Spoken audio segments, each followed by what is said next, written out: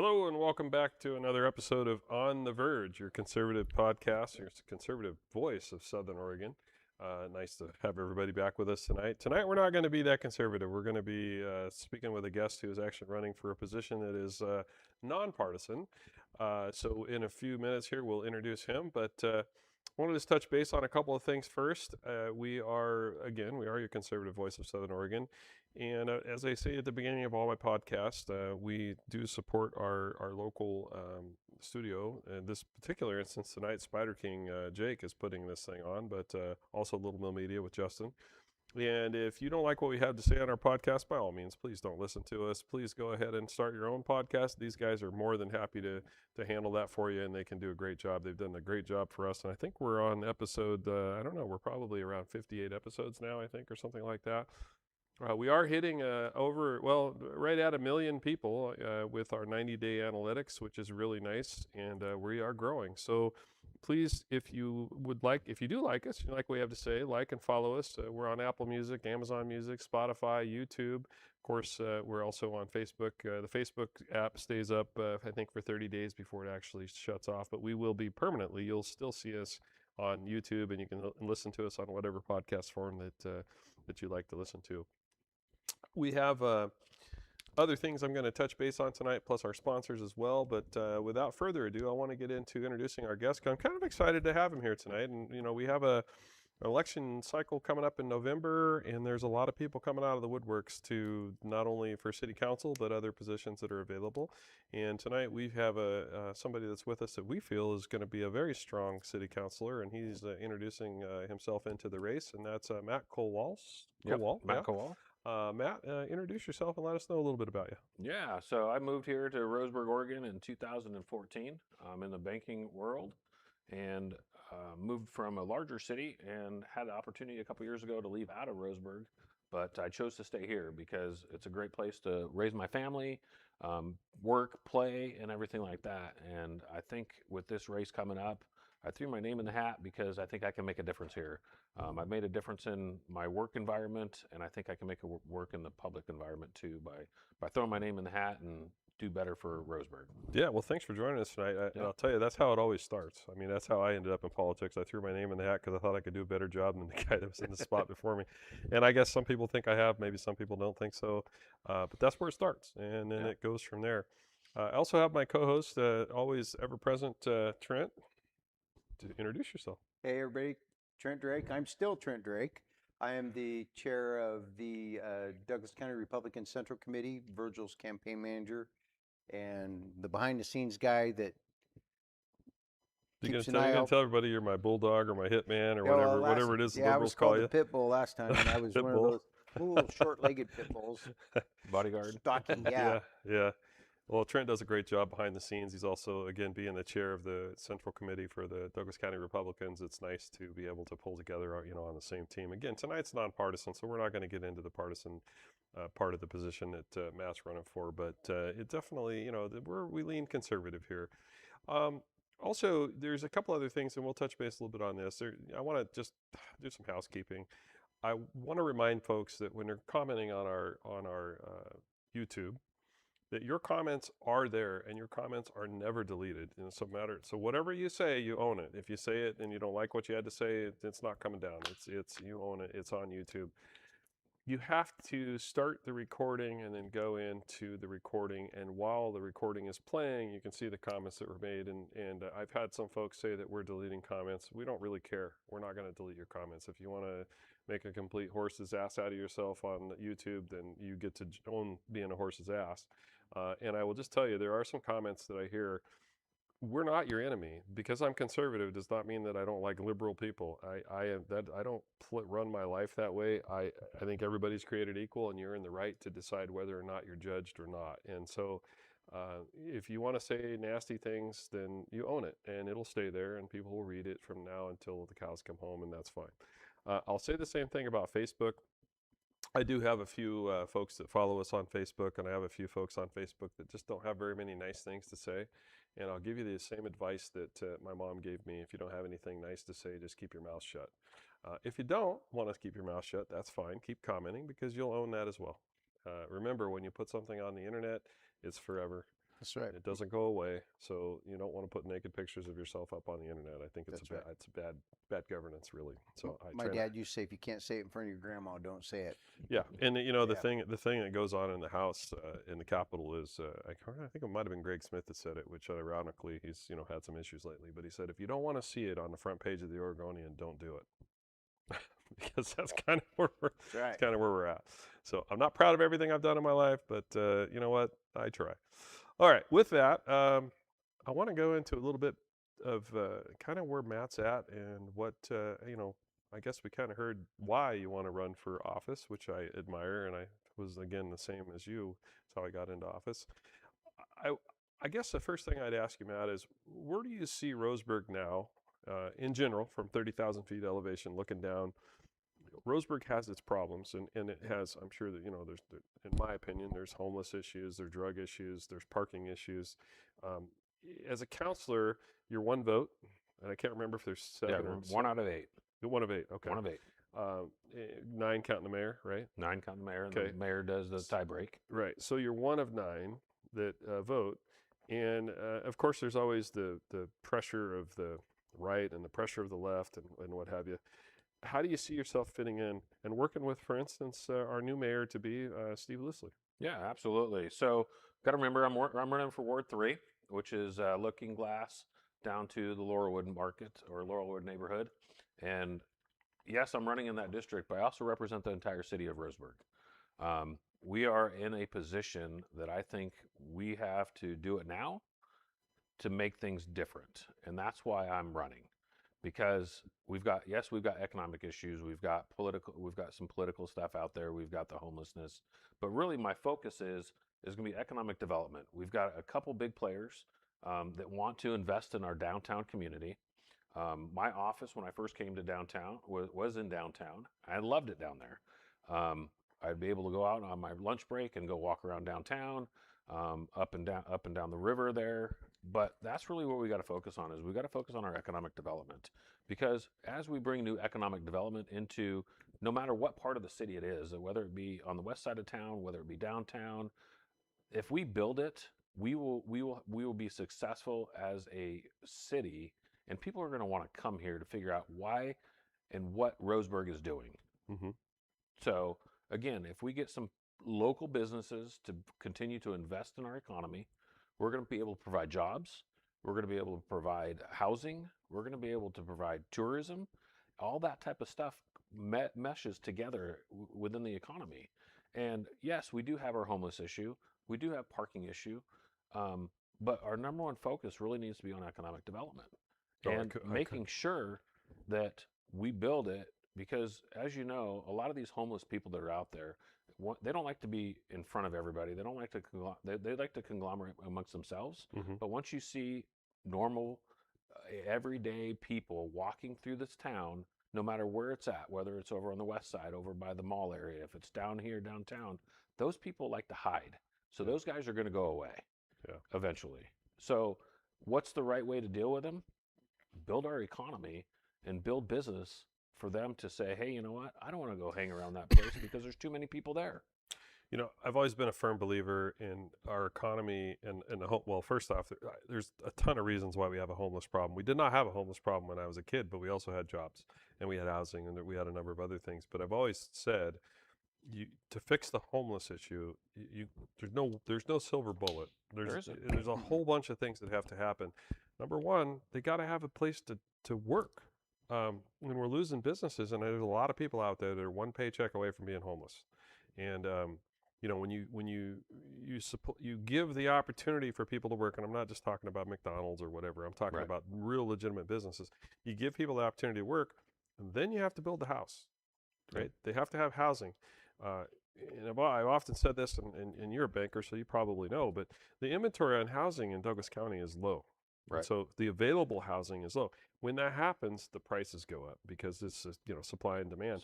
And I cannot tell you how many people disagree with me on that. It's like, okay, well, you can hide your head in the sand, but the fact is, if there's one house and 10 people want to buy it, who do you think is going to get it? The highest bidder. The highest bidder every time. And the other side of real estate is, as the pricing of as the prices of houses go up, the comparisons go up. So, if you're sitting on a house that 5 years ago was worth $150,000, but your neighbor just sold his for $300,000. Now yours is worth $300,000. And of course, capitalism is, people are going to try to get every dollar out of their house they Right. can. So I think the homeless issue, again, I'm kind of bloviating on my behalf, but I think the homeless issue, there's a lot of of drug-related problems. Yep. But not everybody's a drug addict that's homeless. I mean, Right. I, Sometimes people fall on hard times. some people fall on hard times. And it's normal. Yes. Maybe they worked for a business that decided to move out of town. Yeah. And now they're trying to find work. I see people driving relatively new cars that park on the side of Looking Glass Road and sleep in them because they're basically homeless, for whatever the circumstances that happen. And of course, I feel for those folks, but Right. I understand that homelessness has a lot of there's a lot of reasons why people are homeless. There was a question on here from, I think it was from Tracy Vandola. She wanted to know who was in the position that you're running for now. So the current person that's leaving the position is Ellen Porter. Okay. And she's not running. She's not rerunning. Okay. Is there anybody? I do have one other candidate Okay. that I'm running against. His name is Samuel Denny. Well, don't mention his name. Okay. We don't talk about our opponents. No, that's fine.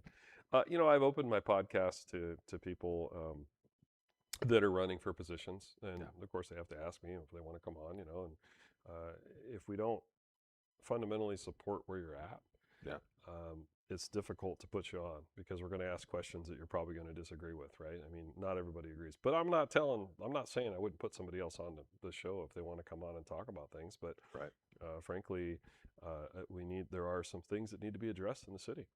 I want to go on to, unless you have some further on that, Trent. Yeah, I just little, because I've got experience in it, with the housing market and stuff. There's two things. One of the things is there's a shortage in the market, and there always has been. And with Douglas County, and we talked about this last week, one of the unique things about Douglas County is the vacancy rate for rentals. We don't have any. Right. I mean, never have.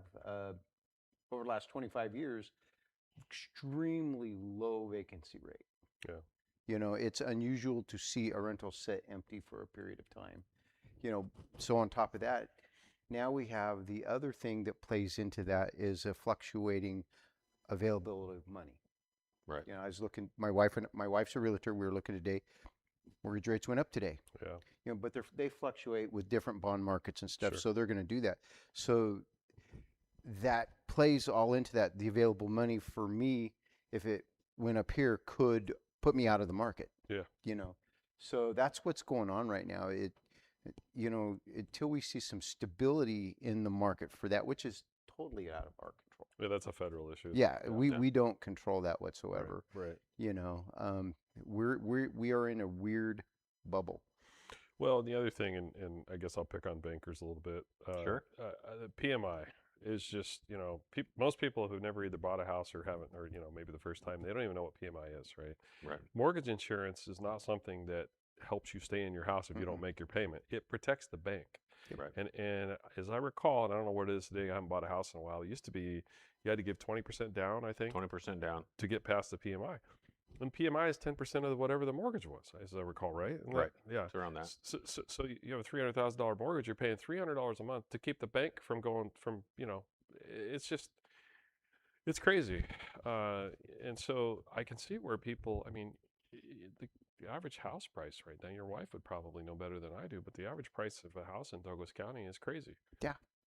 I don't know how on a decent job you support the down payment. I don't know how you get there. We talked about that the other day. It's like my son rents a house for 2.5 times of what our payment is on the same house. Yeah.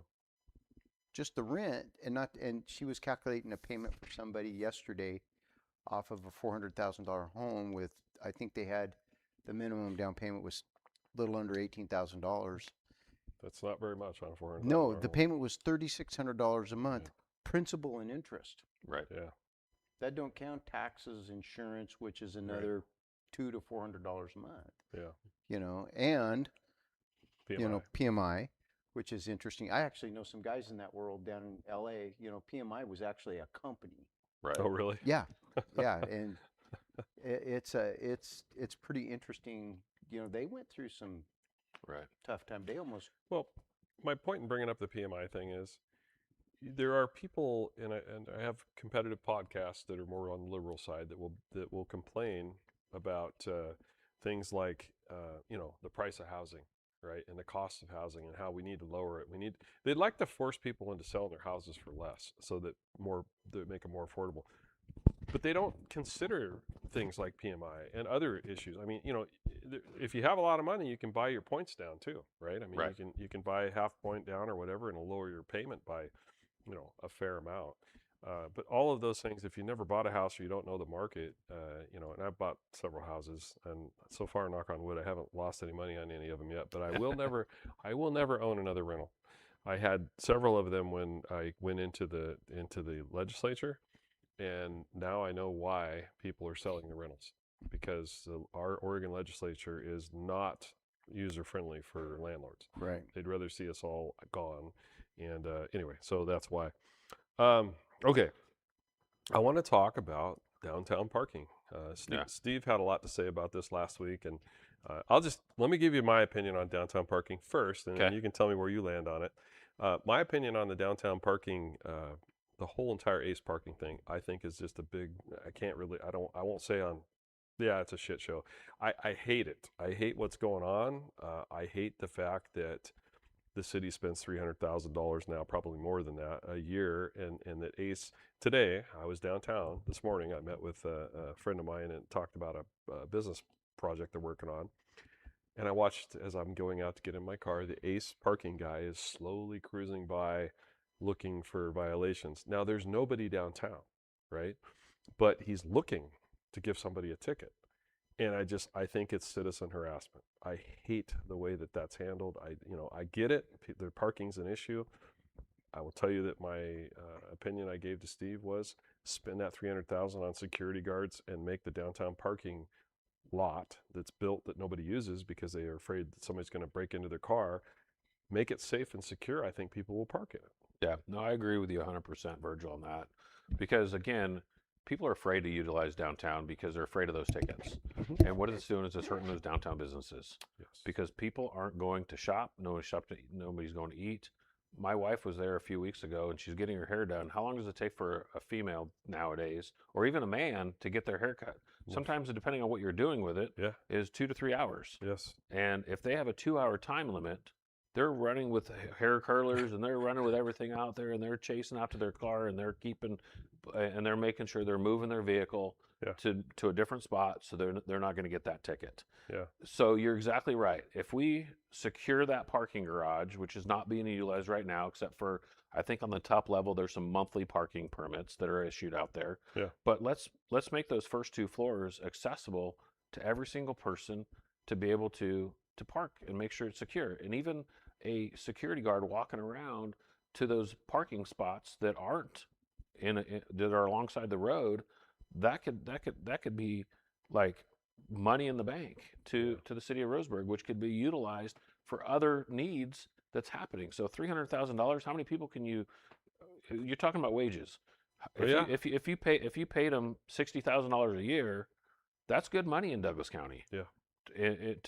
To be a parking enforcement guy Yeah. and walk around downtown, many people would want to take up on that job. Now, Yeah. the negative is if you decide you are going to give a parking ticket for somebody, you can get in a battle with them saying, "Oh no, I moved and you're taking photos." I've been downtown where people are getting out of their vehicle, they're taking tape measures to make sure they're within the lines, and they're Yeah. taking photos, because if they do get a ticket, they've got a photo and they've got a tape measure saying of where they're located at. Yeah. So my opinion, get rid of the downtown parking.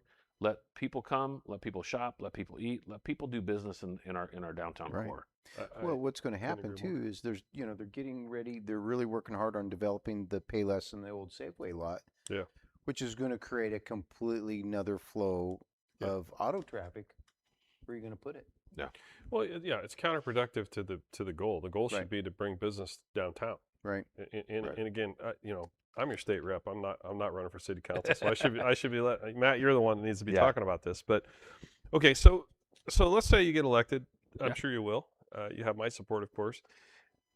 What is your number one thing that you're going to be concerned about on council? Now I realize you're just one of 9 votes or whatever. One it of is, 9 but- votes. Yeah, but if you were president for the day, what would Yeah. be your number one concern, or maybe number 1, 2, and 3?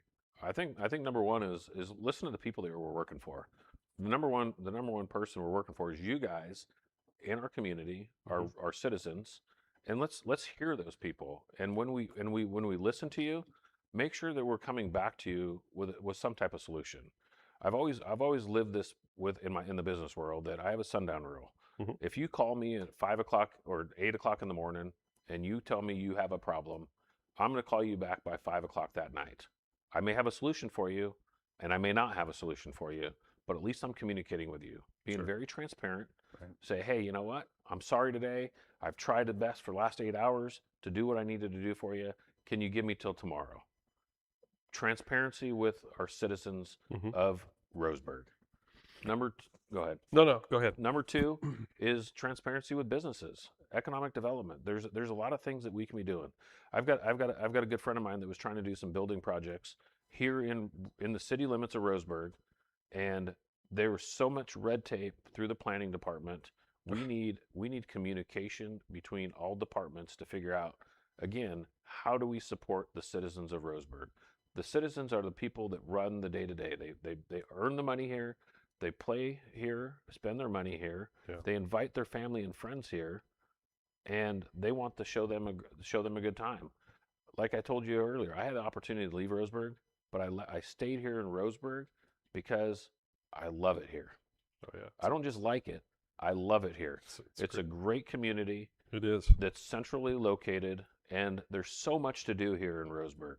You've got biking, you can go along the trail, and that's one of the things that's you've got sports complexes that need to be built for kids to be able to look at Medford. Medford has that big sports complex for kids. Yeah. Why aren't we putting turf fields at Fir Grove to be able to support our kids? I think that's in the works, isn't it? I think that's in the works Yeah. too, but we need to move it forward. Yeah. There's been so much controversy whether or not these are really what we need to be spending our money on. But Yeah. we're going to get people here. We're going to fill up our hotels. Look at the brand new hotel that was just built here last year off of the 127. Yeah. Why did they build it? Because we need it. Yeah. And we're going to bring in the higher end type hotels because we need to be able to house our tourism.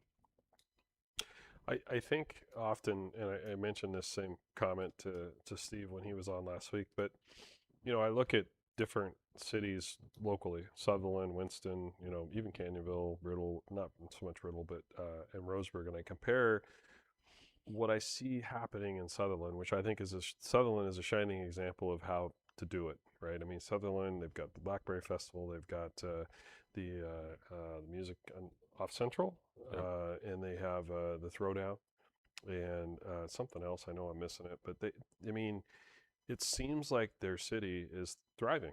They just built those apartment complex out by the golf course, and I have no idea. I doubt those are low income. I doubt They're but, expensive. Yeah. But the city is growing. Now, I will say Sutherland has some issues with their main street because it's too narrow and it's too slow, and it's and there's a railroad tracks that cross it and all that stuff. But that's not really the issue. But I like what I see. And I've been to, I've traveled all over the country. I've seen small towns, big towns, whatever. I see progressives. I wouldn't say progressive. That's not the right word. But I see progress being made. I don't see it in Roseburg. I see that I don't see as much of it.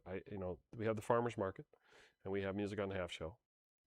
I see that just the music on the half shell. I think some of the entertainment doesn't necessarily fit Well, demographic. I'm going to disagree with you And that's because fine. last Tuesday I went by there. There Yeah. were 1,000 blankets on the ground. Yeah. I mean, so it's a different culture than Sutherland. Winston's a different culture than Roseburg, as Myrtle Creek is from that. So Yeah. I don't think that's a good measure, in my opinion. No, it's fine. Just because of that. And for me, I like the bluesy music they've been bringing. I don't like the 'cause cover you're old. bands. You're old. I know, right? Yeah, but Sutherland's been bringing more of those cover bands. Yeah. That was a good People, one. the thing that people know.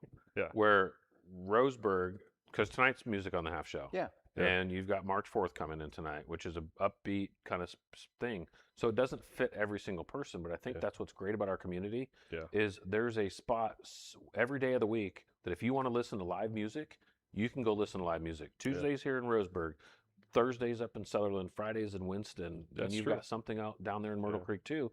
And I think that's another thing that we need to learn from. You talked about Sutherland. Us here in Roseburg, we need to go visit these other communities Yes. and find out what are they doing differently Right. to bring that type of crowd to that venue. Is it maybe you have a cover band 2 nights out of the 9? I think it's 9 weeks that they play the music. I 8 think weeks so. maybe. Yeah. Yeah. So is it something that? But again, we have such a variety. And when I came to Roseburg, I'm like, what's Roseburg about? And I remember reading that the Dixie Chicks, of all people, came through Roseburg when they were first up and coming. Yep. Right. So who knows what this group of young individuals, young artists Yeah. that are coming into There Roseburg. was actually a few of them. I was working for Clint Newell when him and Dick Nichols started that group, and I was at the one with the Dixie Chicks before nobody knew who they were. And it's just like a month later, they went bam.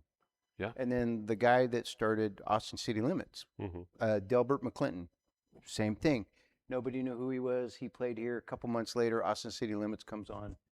Yeah. Everybody's like, "Oh my God, that guy played in Roseburg," And I'm not a country music guy. Well, Right. But I guess I was picking on music on the half shell. I probably Yeah. shouldn't have. I guess my point being, and Tracy actually Vandala also mentioned Sutherland Stampede, and they also have the Timbertown Light Parade. I mean, there's just stuff, right? I Right. mean, they're Right. active, and I would like to see Roseburg become more active that way. And I know there are people that argue and say, well, we have all Oktoberfest or whatever it is. There are things that are happening in Roseburg. It's just a different feeling. It is. Than you get when you go to some of the smaller towns. I want to take just a real quick second here and remind everybody that's watching us tonight or listening to us, you can ask questions.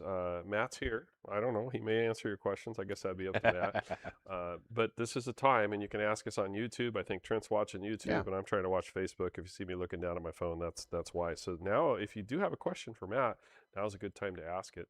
Has there been any questions on YouTube? There really hasn't. Obviously the questions on the parking really, just a conversation on there was Yeah. really good, and thank you guys for your comments on that. Yeah.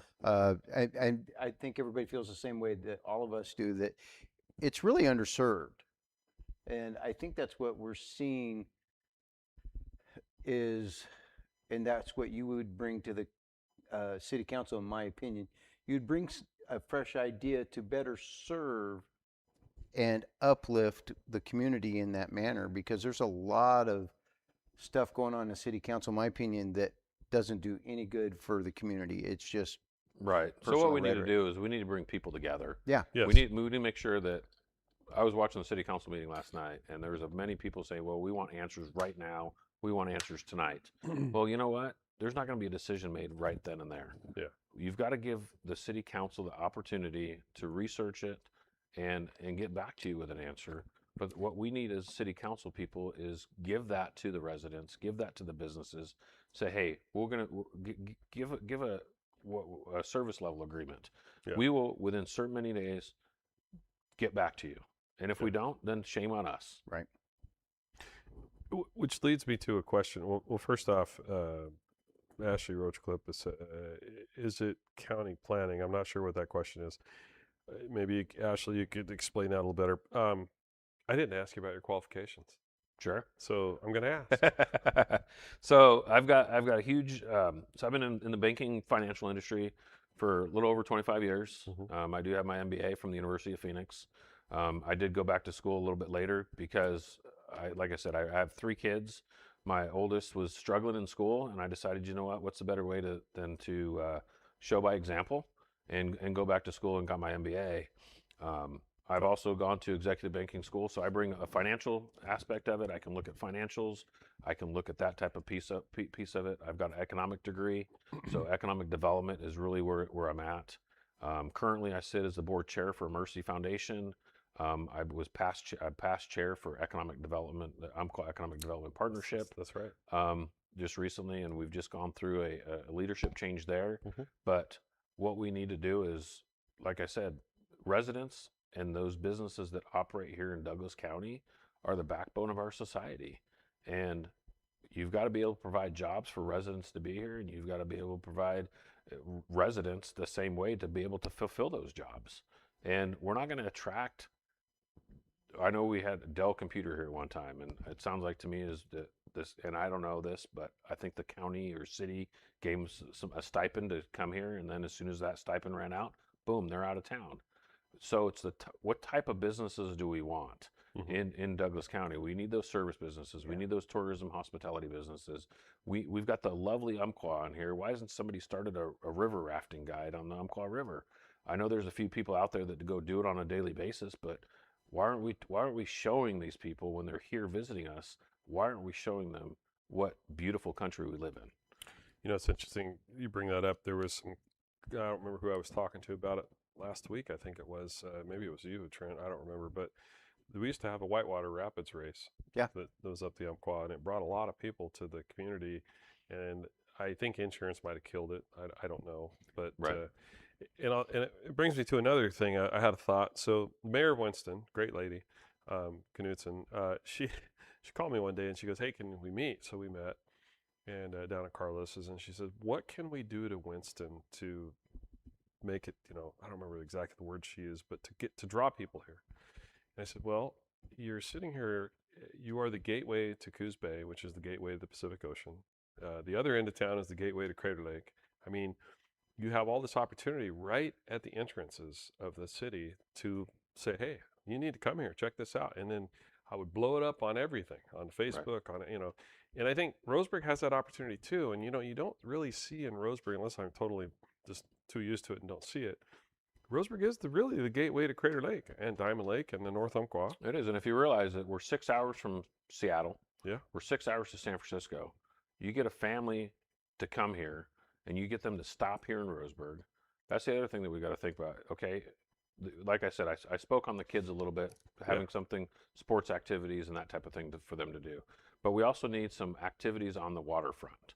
We've Yes. got a beautiful waterfront, and that's where most of those. I wish I had a waterfront spot, especially like down in Deer Creek. Yeah. You've got those guys that are doing stuff. Why are we housing them in Deer Creek along the waterway, which is polluting it? Yeah. Yeah, now the water isn't risen right now Right. or at a level where you're going to enjoy it, but we've got things that we need to be doing down in that waterfront area. Why not bring some shopping? Why not bring some people to stroll through there, be able to bike, to be able to walk between the Garden Valley area and Harvard? I know when I Right. first came to town, I walked everywhere I went. Yeah. And It's not safe. yeah, it's not safe Right. for a young person to take their toddler or their kid out there to do things. But, and maybe it wasn't even safe for me to do it, but I made sure I didn't do it after dark. Well, which is interesting because that brings me to a question that we have here from Katie Jones. She says, "Can we get a cost of the homeless for the city? Has to be huge. Cleanup alone is constant. It is a beautiful place except the homeless trash and camps." Listen, I tell you, I see what's going on down by our rivers, and if I wanted to go down to the river and throw my pop bottle in the river, I could get a fine for that. Absolutely. But if you're homeless and you decide you want to go down and defecate in the river or whatever, it's fine. Yeah, you get a citation. You get maybe. Don't come back and do it again. Yeah, yeah. You get a citation. And how Maybe. many of those tickets if they are issued a ticket, how many of those tickets are getting paid? Yeah, none. None. And I know that what we need advocacy from you guys at a local level that represent us at the state level Yes. to go to the state level, because it's a state issue which we have to abide as a city to do that type of thing. Yeah. And you guys are very open to picking up the phone and calling you, Oh, yeah. saying, "Hey, this is what's happening. This is what we think we need to advocate for the city of Roseburg at the state level." Which is kind of leads me into my next topic, and thank you for bringing that up. One of the things that Steve said when he, in his mayoral run, was that he wants to work together and he wants to bring everybody kind of in like the city, the county, and the state all pull in the same direction. I agree, 100%. I think it's important. I just think it makes a stronger governance and makes a lot more sense. How do you see yourself working with, I guess, with the county? Because that would be your first step, and then obviously with myself, and of course you have my phone number. We talk all the time, so Yeah. I'm pretty available. I try Yeah. to make myself as available as Yeah, possible. and the council people here, the commissioners. Yeah. I have a great relationship with all the commissioners. I can pick up the phone and I can call them. And again, it's kind of like the noisy the squeaky wheel gets the grease, Yeah. type Yep. thing. But if you're squeaking about the wrong thing, then then they have the opportunity to just say, hey, you know what, you just keep coming back to me. But we as individuals come to us with a solution. Exactly. You took the words right out of my Come mouth. with us. Come to us with a solution that you think might work, Yeah. and let's talk about it. Yeah. Let's be that transparency. Yeah. We've got to get some of these nonprofits talking to each other. I know Right. that there's so many things. You've got you've got Fish that are all working on feeding the hungry. Yeah. You've got other nonprofits here locally that are working on homeless situation. And they're handing out. I saw my wife and I were over at not Gilberto's, over at The El Spur- Dorado Oh, okay. the other week for lunch. Yeah. And we're sitting there having thing, and Adapt, which is right across the street, Mhm. was having their weekly thing. Mhm. I didn't see one person walking in and out of that out of the shower stall, the remote showers. They were picking up sleeping bags, they were picking up tents, because we're supplying that. How much does that cost these nonprofits to supply these things? Now, is that a humane thing for us to be providing just tents and stuff? What other solutions do we have? Right. Personally, I don't think it's humane for us to allow the homeless people to be homeless. I think that we should give them the opportunity to get out Right. of our rivers and, wherever they're camped. And, but I also don't think it's our responsibility to build them a house and give it to them for free. Right. I agree with you 100% there. I have worked for every dollar I've ever made. Nobody's given me anything. Now there are people that need help. Yeah. And I get that. I mean, I'm not slighting somebody that's maybe mentally or whatever. But I also think that a lot of folks are addicted to drugs. And, we did change Measure 110. We got that. So it's got a little more teeth back in it. So drugs are illegal again, much to the demise of our Democratic partners. And Yeah, but what made that change? It was us as cities Yep. talking to our commissioners, talking to our county, our elected officials that represent our county Yeah. at the state level. Right. It literally took everybody pulling together, and the polling on, of course, that's nobody does anything in politics unless the polling says it makes sense. And the polling on that was an 80-20. Actually, I think it was 85-15. People wanted drugs to be illegal again, and clearly Portland fought it all the way. So did the governor. And we spent a lot of late nights working on that in Salem until we finally got it through. I just think that anyway, it's good. It's good to hear that I've managed a lot of people in different positions I've been in my Yeah. life. And one thing I have taught every single person was, do not come to me with your problems. You come to me with a solution, and I'll help you decide which one of your solutions is best for that problem. Yeah. So that makes me even more happy that I'm supporting you. So no, very, very good. Well, and Yeah. a lot of times, this is proof in the pudding. He'll call me and goes, "Hey, I'm thinking about doing this. What do you think?" Yeah. And he's calling me to ask me what I think, and then Yeah. we talk. But I do that to you all the time. Yeah, we do, and we don't always see eye to eye, just like the other thing. Yeah. Yeah. But that's okay. I mean, there's so many people in politics today. They just want to hate you if you don't agree with them. It's like I will never take that approach. Right. I personally I don't really have a problem with quote Democrats. Right. I don't really have a problem with liberals. I have a problem with people trying to force their ways on me without my input or my, position on it. And Right. that's, frankly, we've been living that way in Oregon for 40 years now. I mean, our governors have been, not good, and our current governor has been atrocious. I mean, Right. they forced the transportation tax on the people, and that was an 85. Actually, it was 95% at one point. People didn't want to pay more taxes for transportation, yet she did it anyway. Right. Anyway, so I'm off on a little bit of a tangent. Real quick, I just want to talk about our sponsors because we need to get that Oh my done. gosh. Yeah, Time went fast. yeah, time is flying by tonight. This is a fun conversation. Now, I'm going to start with Becky Holmes, who just gave me a new ad for her, and it says, "Just move, don't leave your health care behind. Relocating triggers strict Medicare deadlines, and local plans are changing fast. Avoid dangerous coverage gaps. Get the facts with a free Medicare first look. Protect your health and your wallet. Call Becky Holmes Insurance right now, 541-900-6001. Becky's great. She's helped me with some of my questions on insurance. Again, Becky Holmes, 541-900-6001. We definitely, she's been a great supporter of our show too. Literally, I think she's one of our longest standing sponsors for our show, and we love her. So thank you, Becky, for everything you do. She's also behind the scenes, helps me out with a lot of stuff. Also, Andrea Williams, although she's not a major sponsor right now, she's been a great sponsor with Andrea Williams Advocare, and you can find her online for sure. I'm going to leave Bob Murray Trucking to you, but I'm going to talk about Commissioner Chris Boyce real quick. Commissioner Chris Boyce is another one of our major sponsors and also a good friend. And let me tell you, the guy, I know not everybody loves the commissioners for whatever reason. That guy works his butt off for this community, and we appreciate what he does. Also, Senator David Brock Smith is another one of our sponsors as well, and he's running against Merkley, which I think would be an awesome thing if he can, beat Merkley. And I think he's doing a really good job with what he's got to deal with.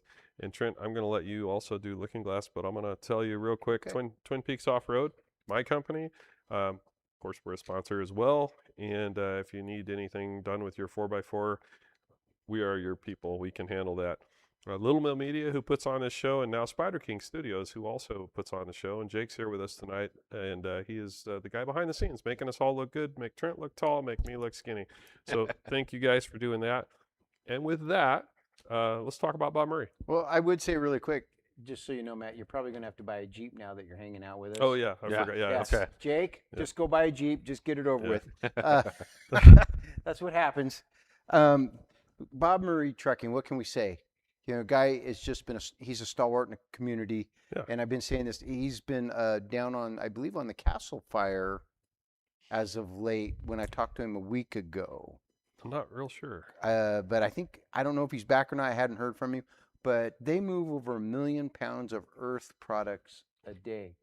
Everything from dirt to rocks to logs to the big heavy hay bales. And he says, you got it, they can haul it. And he's not only is he in the state of Oregon, but he's multi-state. So he can take it anywhere you need to go. Saw a photo of his low boy hauling a D8, probably going to Castle Fire, and I was thinking about the 1 million pounds of dirt or whatever it is, and if that gets added to it, D8's a heavy cat. That's a big boy right there. Yeah, it is. Yeah. What about Looking Glass Brewery? What are those Looking guys? Glass Brewery, my favorite brewery, Mark and these Lydia guys right Nunley. There's our logo. Yeah. What can we say? The finest craft beer. Mark he's an absolutely mad scientist when it comes to not only creating a beer that is concise, but it'll taste the same today as it will in December. Yeah. And he's very, Very about much. that. He's got a NASA background, and I love the way he really puts himself into what he does. I'm glad if you're out there, Mark, I'm glad you're feeling better too. He had a little downtime. Yeah, I heard that. So, but Mark and Lydia, they're great friends. We've known them. My wife and I have known them since they moved here, and just great people. They do a lot for Winston. They do a lot. Anytime I go to them with some fundraiser I'm part of, it just, what do you want? They've been amazing, and I'll tell you, they sponsor and or attend and help us out with Champagne Creek Ranch with all of our events that we've done, and as well as my campaign kickoffs. And I mean, they're just solid folks. And if you like microbrew beer, Right. then you owe it to yourself to try Looking Glass Brewery. And frankly, I would try the 15 because that might be a beer that I had a little bit to do with, and it's close to Bud Light or it's about as close to Coors Light as you Yeah. can get. And I'm I like my beer to be like Coors Light. I'm not. Yeah. I just can't do the hard stuff, but that's just me. So anyway, with that, we are actually, believe it or not, we're blowing right through the hour. Let's talk real quick about where do you see. I don't know how to ask the question. Where do you see Roseburg, with potential of, I think we have 4 open spots, correct? Yeah. Plus the mayor. Plus So mayor. total of 5. Assuming yourself and Steve Loosely and maybe a couple of others, where do you see Roseburg going? I mean, we talk about business. We talk about bringing business into Roseburg. Well, that costs money, right? And it also, not only, and of course, I know Gina now is working on the business development side as well, and you've worked with her as well. So I know you guys understand the pathway to get there. The question I have is, what does the city of Roseburg have to do to open that pathway up, right? What do you feel it needs to do? Now, at the state level, we say, well, we're going to have economic zones that actually help, like we'll give tax breaks or whatever may be the case. Are we looking at things like, do we need to relax some of our building codes? Do we need to relax? What? So I touched that on a little bit ago. Mhm. Going back to a little bit of my background, I talked about financial strategy, Mhm. but also risk management is in my background too. As you know, I'm a banker. I lend money to people, but I Sure. always have to look at the risk. Am I going to get if I can lend this if I lend Trent $1 million, am I going to get paid back? No. So, Sorry. but again, it's the I risk. would. I'm afraid of him. It's risk management, and so for instance, if you go build something down here on Diamond Lake, and I was there a couple weeks ago, maybe a month ago, at the Cascade Storage, and in order for them to expand and put in more storage unit facility, then the county or the city wanted them to rebuild all new sidewalks. There wasn't much wrong with the sidewalks that are there. They just want somebody else to fit that bill. Yeah. Okay, which I Systems. understand. If they were crumbling and they were unsafe, Yeah. then we need to somehow come together. So your exact question, or your answer to your question, is I think we need to, those people that want to build, if it makes sense, and they have a solution to one of our issues that we have in Roseburg, let them build. Yeah. Let them make that change. What risk is it going to cause? What risk is it going to cause for us not to replace a set of sidewalks because they're there now, and if they decide not to build, they're still going to be there.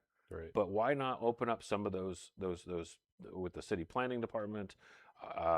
Work with those people to do the permitting process. Now, if it's a fire hazard or if it's a safety issue, then I can see that being a problem. But if it's just because it's older and you want it upgraded, Right. maybe the city can partner with that organization to say, you know what, the bill's going to be $300,000. What if we split that with you and go 150,000? Now, if we get rid of Ace Parking and you're saying we're spending 300,000, there's 150,000 right there to help that person. Yeah. But there's going to have to be an application process. There's going to Sure. have to be a vetting process to make sure that the project's going to make sense. Again, we look at on the financial side is what is it going to bring to the table? What's your ROI? Yeah. What's your return on your investment? If the city says, you know what, then maybe it's more tax ability because now there's a building on there rather than a blank lot. It's actually paying into the fund rather It's than paying yeah. into the fund over time. I think you refer to those charges, system development charges, with sidewalks and sewer systems and what have you. There are grants available through the state to help with system development charges to spur economic development in those kind of zones. And of course, like I said, at state level, they also offer tax breaks as well to get businesses located and start moving forward. That sometimes comes back around to bite you on the butt because a business may take the tax break for the 5 years or whatever's agreed upon, and then they may bail. Right. But if the work environment is correct, they're going to stay. Right. There was something else recently, and I just want to get your input on this. I think you're familiar with it. Most people are not, but there is a tax called a transient lodging tax, or TLT tax. The legislature, we got into a pretty big battle over the TLT split, what percentage is going where, here in the last session. So the transient lodging tax was a tax that was developed for people to stay in hotels. It's generally around, I think it might be 10%. It's not cheap, maybe 7%, but it was built to where the hotels would have that money. It would go into a fund for that area, and they would spend the money to advertise and market. And it was, I think, don't quote me, but I think it was a 70-30 split. 70% of it was supposed to go to the hotels and other things associated with the hotel. 30% could go back to the city for general fund or police force or whatever. There was a push to change that to 50-50. And I think it happened, as I recall. I don't know, we saw so many bills. I think that did get through. So, stated in the reason was because they wanted to have more money to go to the police force and what have you for different events. And that's what got me into a big argument over Blackberry Festival, because Sutherland wanted the split. I think it was a bad decision. I voted no on the split. I have to ask you your opinion on that. Yeah. So I think if you want to entice the business owners to be able to upkeep of their hotels, make sure they're nice for people when they come to stay, and everything like that, I think we need a higher split going back to the operator of that hotel. That's exactly what I said. Okay. Yeah. So if you want, so again, there are some hotels or now motels that are located here in city limits Mm-hmm. that I think need upgrading. Mhm. And without that tax going back to the owner operator Mhm. of that hotel, they're going to be less likely to upgrade the chairs, upgrade the beds. And I know some of the national hotel companies, they require that owner operator every 3 years, I believe, to Yeah. make upgrades into their hotel. Yeah. They're replacing all the beds, they're replacing all the furniture, they're replacing everything because when you travel, you don't want to have to worry about bed bugs. You don't have to worry about dirty Right. dirty laundry. You don't have to worry about that type of thing. You want to make sure that you have a nice, clean, safe space to lay your head at night. Yeah. You want something that outside somebody's that's going to maybe they'll offer security services to watch. Maybe somebody walks around the parking lot at night to make sure nobody's breaking into your car. Yeah. To do things. So the more that can go back into the pocket of them, the operator, then the more likely they're going to reinvest back into the community in other ways. Right. Yeah. And that money is earmarked for that reason. Right. It was. Now it's 50-50. And frankly, in Oregon, I think just I'm opposed to just about every tax, but as taxes end up being split and different revenue funding goes to different places, it makes it just that much harder not to see them come back and ask for more money. And, Right. that was the other. There was two bills. That bill, and they wanted to raise I think it's 7%. They wanted to raise it to 10%, and I was against that too.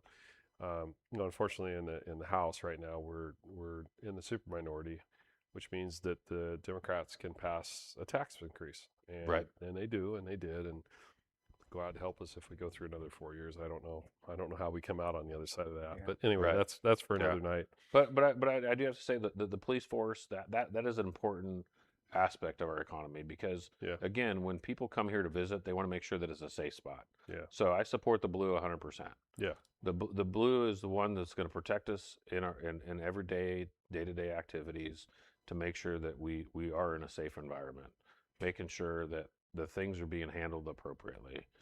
So that leads me to my last question, and that is because I know that a large portion of the split from marijuana funds goes toward police, right? I mean, Yeah. that's part of it. So Roseburg city proper has approved marijuana, cannabis distribution, whatever you call it, Right. and we have a lot of them. And you may or may not want to tell me your opinion on that. Yeah. But before you do, I'll give you mine.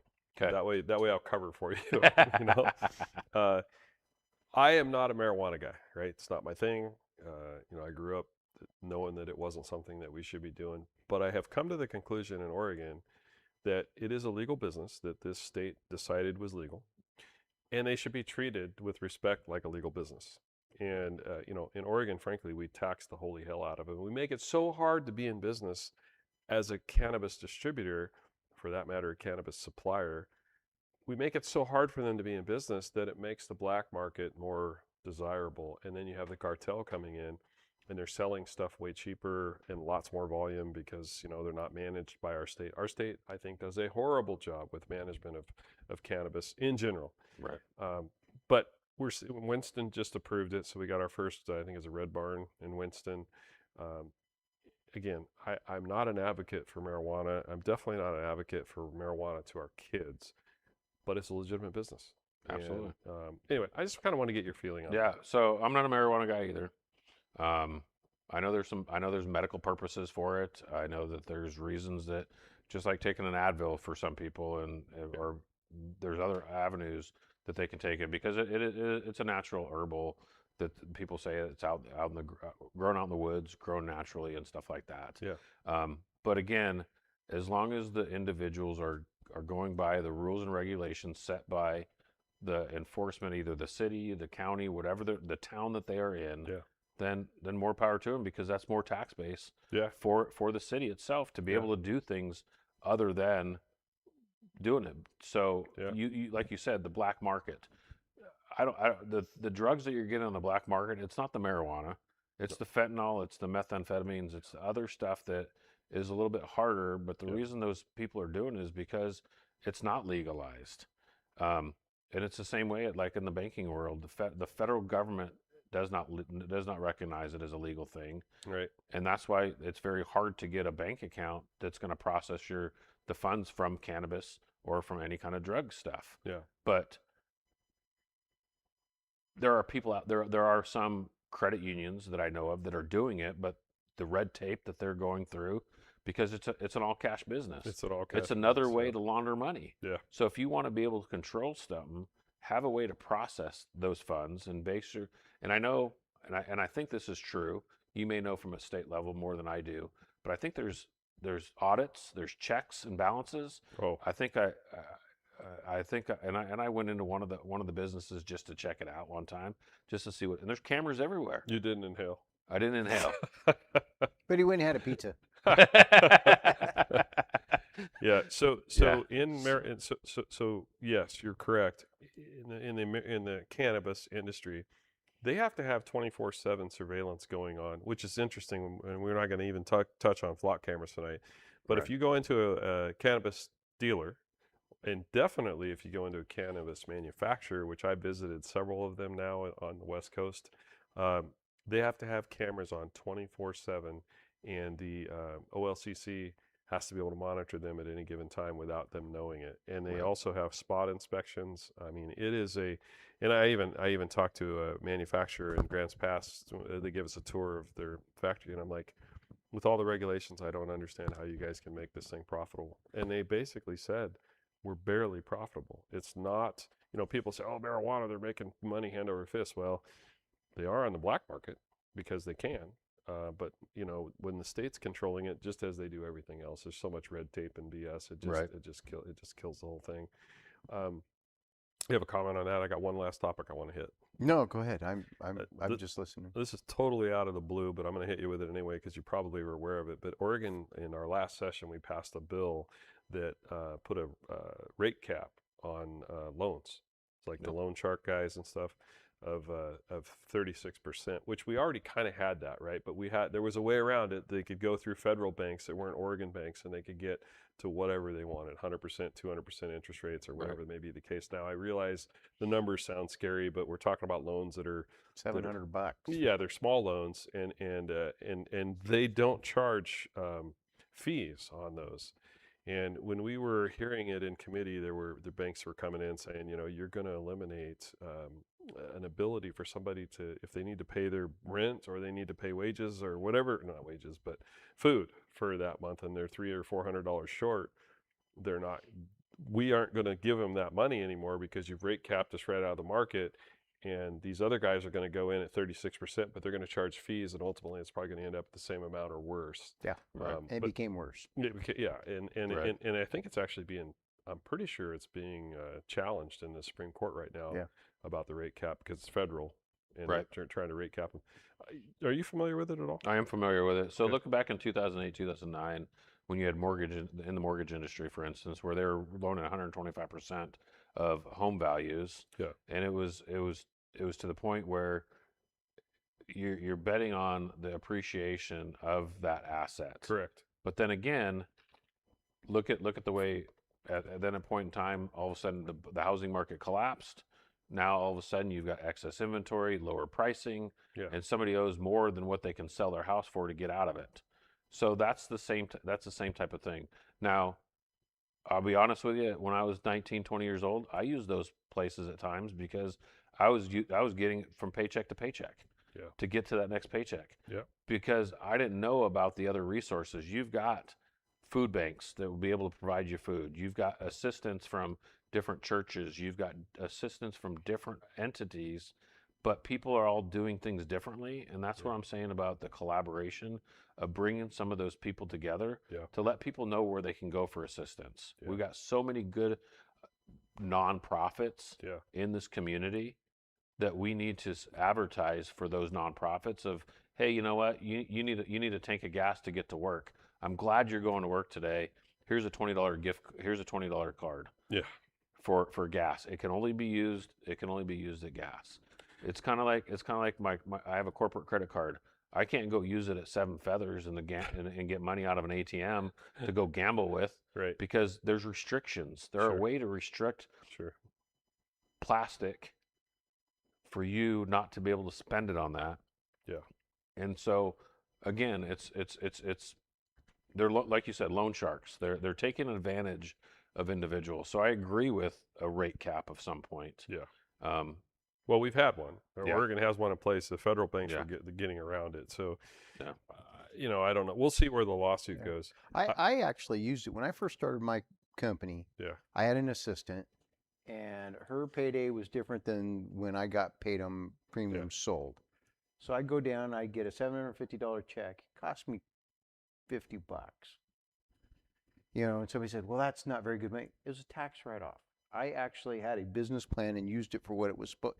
Those are what they're used for. There's a lot of people that it just gets into a completely different rabbit hole that they get themselves into trouble for because they're not using it with a plan to move forward. And people were feeling bad for people that didn't have a financial plan to use right. it. See, I have a completely different theory on this. Everything you said is correct. Our state legislature has been trying for years now to come up with a state-owned bank, and I am adamantly opposed to state-owned Bad. banks. And but it goes through my committee, so I've heard it now twice that they want to do state-owned banks. What does that do? Well, it gives them a place to put the marijuana money because the state will have to accept it because it's a state-owned bank. Whether or not, I don't think. Well, no, I know it won't be FDIC insured. It'll be state insured with your tax dollars. Yep. But here's the thing that will do. You will be able to come to a state bank with a credit score of 400 and, oh, I'm sorry, you're homeless or no, I didn't say that word, but you're hungry and you need whatever. So the state bank will happily loan you $1,500 so you can make your car payment, make your rent, whatever. We're not worried about you paying it back because we're sure you're going to pay it back. Wink, wink. And they don't. Guess who floats the bill? Yeah. All You of as a us. taxpayer. A taxpayer. Mm. I think private industry banking needs to stay private industry. They're governed by federal, FDIC, all Right. the other stuff, which is fine. I mean, they should be, but I don't want to see the state of Oregon get into. There's other states that have tried it and it's been not good, but that's where they're headed with this because if they can run all the federal banks out, well, that's all they got left. So now we got a state bank, and we can cater to. Same thing's happening with insurance. I mean, they're going to they want to regulate insurance, and you see what's happening with insurance. Insurance companies are leaving the state. Yeah. Why would you want to do business in Oregon? Because the risk versus liability is crazy. Well, and Oregon has made it so hard to regulate business here. Most people don't know the state of Oregon regulates your insurance premium. Yeah, they don't understand that. Yeah, they tell the company that you can charge Virgil Osborne Yeah. based off of his profile Yes. X. Yeah. Well, we have PUC too that regulates our rates on our utilities, and they give them. And anyway, a topic for another show. I want to mention a couple of things though. Ashley Roachcliffe mentioned Gina Beam has a keen eye on resources. You are not wrong. Gina Beam is very good with that, and we actually she's coming on. She may be our next guest. She wants to come on. She has some things to say. We like Gina. Also, Les Poole says OLCC should have never been placed in authority over marijuana. Les, I could not agree with you more. I do believe there needs to be an agency formed in the state, although I don't want to see the money spent that does control marijuana because I don't think OLCC was a good option, but that's what we're stuck with for now. And lastly, Commissioner Chris Boyce says Matt Kowal, I can't say your name, for City Council. Thanks for stepping up, Matt. And it's already got 3 thumbs up. So evidently people like you, and I'm sure you're going to do well. Okay, so with that, let's see. Okay, I don't think I have any more questions. Do you have any questions? No, we're looking good. I think the relevant topics to what Came the up. position is good there. No. Good. Well, you get the last word, Matt. Yeah. Well, I get the last word, but you get your I last get the word. last word. Yeah. I just want to thank you, Virgil, for having me on the show, and thank you to all the listeners out there that listen to my topics. I'm here to work for you, not against you. Again, my collaboration with each and every one of you guys. If I'll be sending out, I just did a press release today. My contact information will be out there soon. But it's a pleasure to do business here in Roseburg and raise my family here and work and play here because without the support that I've gotten here in the community of Roseburg, I wouldn't be doing what I'm doing. But I think it's time for a change, and I think we need more collaboration to get the things done that we need to get done. I want to say something real quick and then you get your chance, Yeah, but I think it's awesome. I love your philosophy. You and I are friends. We've known each other for a while now, and it's nice that you have the business background, so you understand business. And I think there's a lot to that when it comes into politics. When you're making leadership decisions, you have to understand there's a cause and effect and a result and a circumstance. Yep. And a lot of people don't get that. And I feel like you do. So it's a pleasure having you here tonight. Of course, we're going to support you. And I'm sure you're going to win. I'm not even worried about it. You're going to be there. Okay. So, Oh. Trent. Oh no, Matt, I think you're going to do great. You know, I met Matt when you first came to town at Bannerbank. Yep. You came downstairs. I was at Joel Hooper's desk, Okay. and you came all the way downstairs. Just, I never forgot that. And every time I see you we're at every function. Oh, yeah. means- You support everything in Yeah, this community, and just that's like we do. You're community engaged, and I think that goes a long way with having the set of eyeballs to see the community in a bigger picture. Yeah. So I want to thank you too for doing that. Cool. Thank you. I Yeah. think you're It's gonna it's do it's great. a it's a mindset. It's like, Yeah. hey, I want to lose 50 pounds, but you keep eating those bonbons, sitting there watching TV, you're not going to lose 50 pounds. But if you decide that you're going to lose 50 pounds and you decide you're going to go to the gym, and I just want to shout out to my wife for supporting me through this as well. Yeah. She's one of my biggest backers. She looked at me like, you're crazy. Why do you want to go into this? And I'm like, you know what? I've got to make a difference. You are crazy. Hey, gotta have a little edge of cray to you. Yeah. And speaking of 50 pounds, I've lost that. So thank you. It's been a challenge. but 37. Yeah. I've had people ask me, are you okay? I'm like, yeah, I'm fine. I've never felt better in my life. And I actually feel better now than I did when I was 20. So I have to go kill that cancer rumor I started, huh? Yeah, you got to kill the cancer rumor. Knock on wood. Ah, dang it. I was Yeah. getting so. It was interesting. You say that as a joke. I met my wife working at McDonald's. Yeah. And it would get hot in the summertime. I'd shave my head every summer because back in the grill area. And so her nickname for me for a while, and you're gonna love me for this, honey, is she called me Lukey. Oh no. And back in the day, I'm like, you know what, that could have got you in big trouble in today's world. Yeah. For being discriminatory against Oh, yeah. somebody. But again, I married her. And then I didn't want anything to do with her for 3 years. But we've been married for 31 years. Just celebrated 31 years this year, and so That's awesome. Congratulations. It's that type of thing that I want to be able to accomplish in this run for city council. So a couple of things real quick, and then I'll close. I wanted to say that evidently Gina Beam likes you, so that's a good thing. She says she's excited that you're running, and she said never underestimate the power of people to have influence, change when they work together, and I agree 100%. Yeah. Also, Andrea Williams, Abacares, actually, they also have Rip Rod Dune flags, and they are at UTV Takeover this week. So if you want to go see her, by all means, go do that. And then Tracy is commenting, I heard Kowal, the dunes were closed by court order. Actually, Banshee Hill on the west side was closed, but I believe everything, and that's federal, which I actually thought that was county, but I don't know. The federal judge closed it, but the rest of Winchester Bay is open. UTV Takeover is still happening. I'm not there. Don't plan on being there. It's too crazy for me. I'm not that guy. But to the best of my knowledge, everything is still moving forward with UTV Takeover. Okay, with that, I'm going to close. I do want to say again, On the Verge is a podcast that is designed and hopefully helps to teach people how government works. That is our goal. Our goal is to bring government to Oregon government particularly, but some federal, Oregon government to the people. We want people to understand how people get elected. We want you to understand what our jobs are individually, as well as what our responsibilities are with not just the state, but with the cities and with our county commissioners. There are things that people get blamed for because people don't understand what their job technically is. Our county commissioners have a certain jurisdiction. They have the abilities to do certain things, and they take the heat for a lot of stuff that's under my jurisdiction. And I appreciate them taking the heat for it. But frankly, when it all boils down to, it boils down to how your government in the state is ran. And right now, our state government has been under one-party rule for 40 years. And until we turn that corner and change things, a conservative county like Douglas County is not going to see an improvement in a lot of things. Businesses, business friendly for number one, business friendly for the whole state. I mean, our state ranks, I think we're ranked at 48th or 49th as business friendly state. That's a drop over just a very few years, 7 years, I think. That's a drop from like number 28 all the way to the bottom. So we're going the wrong direction.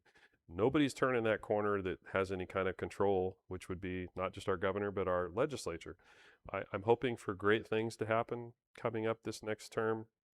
And God help us, we definitely need it.